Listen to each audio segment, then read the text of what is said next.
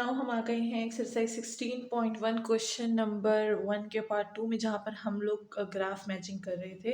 तो question number 1 का part 1 तो मैंने काफ़ी डिटेल से समझा दिया, होप कि सबको समझ आ गई होगी।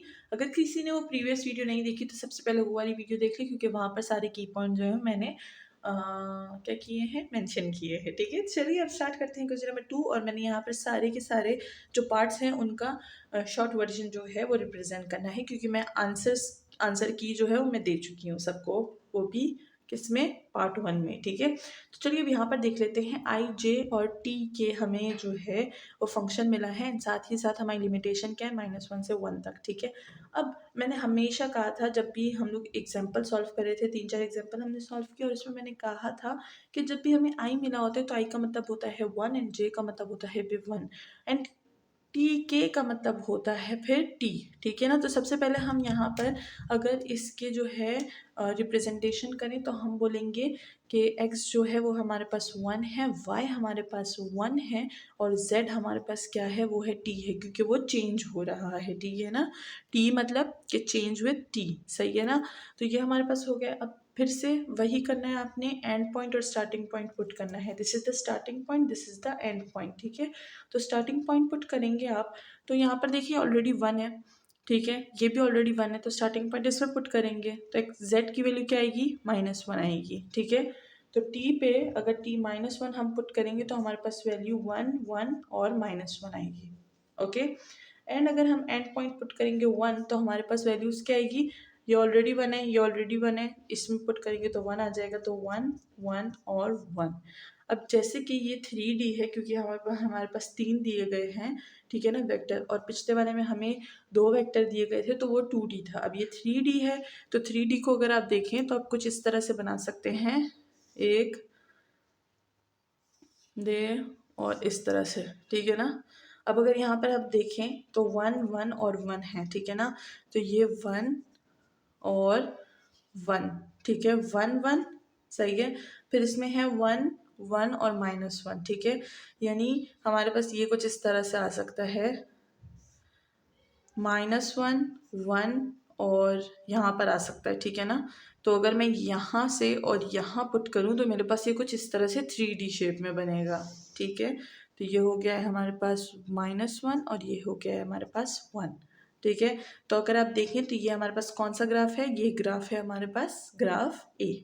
ठीक है, ग्राफ में ऑलरेडी दिखा चुकी हूँ। ओके, तो ये हो गया हमारे पास ग्राफ ए। अब क्वेश्चन नंबर 3 की तरफ अगर हम देखें तो चलिए थोड़ा सा उसकी तरफ भी एक्सप्लेन मैं कर देती हूँ।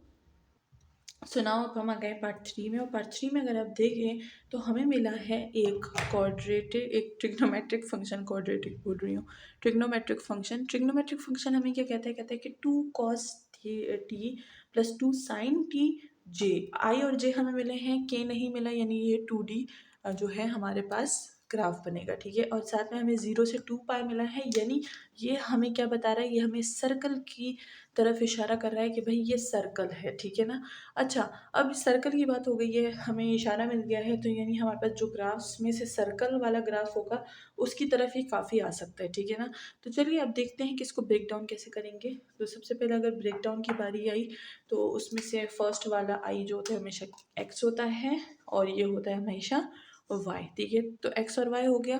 अच्छा, अब इसको सॉल्व कैसे करेंगे, सबसे पहले हम लोग इसको एक जो है इसका एंगल फाइंड करेंगे। ठीक है ना, एंगल कैसे फाइंड करेंगे, सबसे पहले हमारे पास है कॉस, ठीक है ना, cos square of T sine square of T equal to 1। सबसे पहले इसका क्या करेंगे, ये कौन सा सर्कल है हमें सबसे पहले ये पता लगाना है। ठीक है ना, तो अब ये सर्कल कौन सा है उसके लिए हम लोग सर्कल का ये यूज़ करेंगे फॉर्मूला। ठीक है, अच्छा, हमारे पास हो गया है क्या क्या क्या क्या, ठीक है, हमने कॉस ले लिया, साइन ले लिया, ठीक है, ये हो गया। अच्छा, इक्वल टू 1, सबसे पहले यहाँ पर हम क्या करेंगे, दोनों को 2 से डिवाइड करेंगे ताकि हमें पता चल जाए कि हमारे पास कौन सी चीज़ क्या है।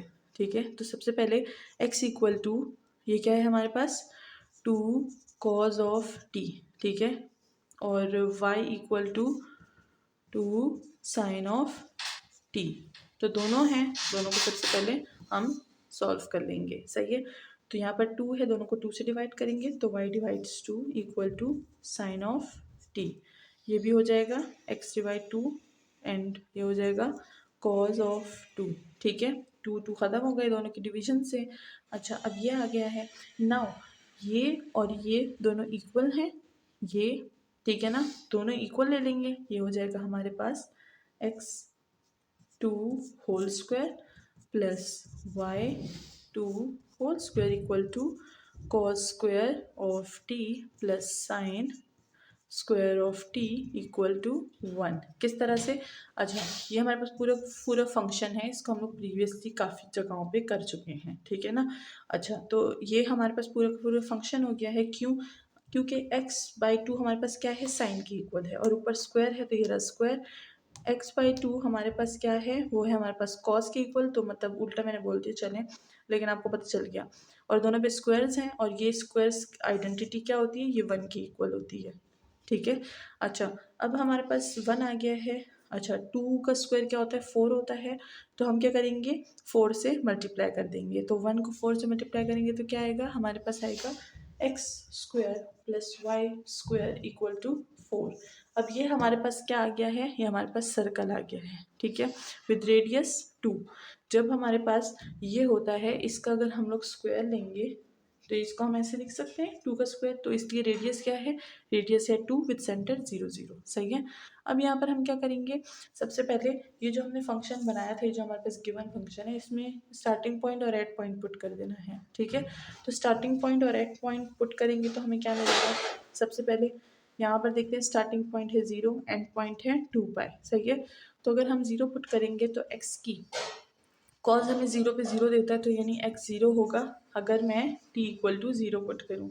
और y हमारे पास क्या होगा, और y हमारे पास क्या हो जाएगा, y हो जाएगा हमारे पास 2, क्योंकि साइन 0 हमारे पास 1 होता है। ठीक है, तो ये हो गया हमारे पास। तो हमारे पास पॉइंट्स क्या बने, हमारे पास पॉइंट्स बने 2 और 0।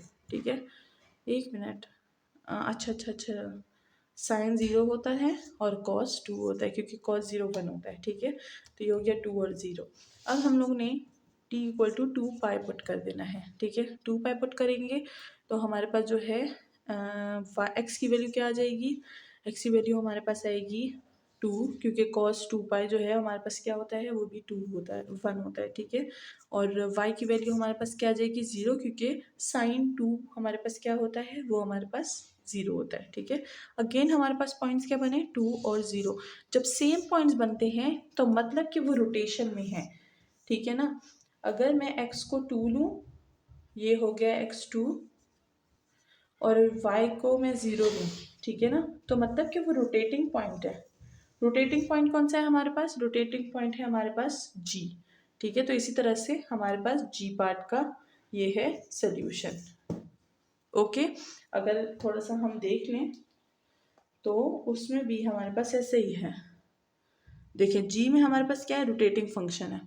ठीक है, तो इसलिए हमारे पास पार्ट 3 का जो है वो g बनता है। और इसी तरह बाकी पार्ट भी बहुत आसान है, तो होप कि वो वाले आप खुद कर सकते, तो अब उनको जो है वो स्किप कर देंगे। ठीक है, बाकी के आंसर की मैं सबको बता चुकी हूँ, बाकी के पार्ट जो है आप उसको फाइंड कीजिए, देखिए कि आपको वो कितना समझ आया और आप कितने ग्राफ जो है वो फाइंड कर सकते हैं। इसी के साथ आज की वीडियो को एंड करते हैं, मिलते हैं नेक्स्ट वीडियो में। अपना बहुत ख्याल रखिएगा, चैनल को सब्सक्राइब और शेयर करना बिल्कुल ना भूलिएगा। अल्लाह हाफ़िज़।